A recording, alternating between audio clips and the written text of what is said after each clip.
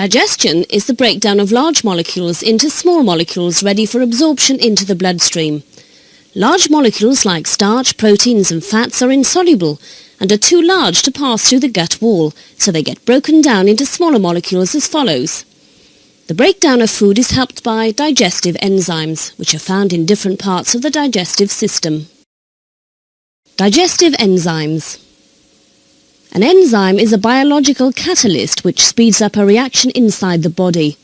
Digestive enzymes work best at an optimum temperature of 37 degrees Celsius.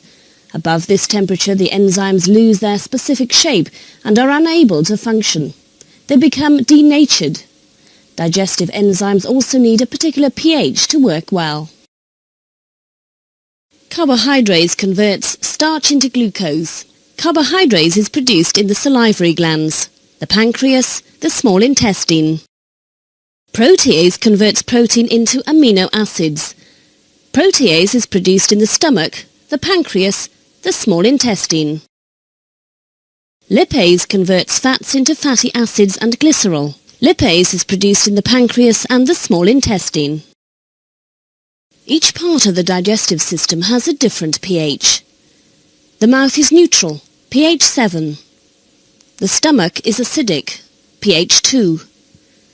The small intestine is alkaline, pH 8 and 9.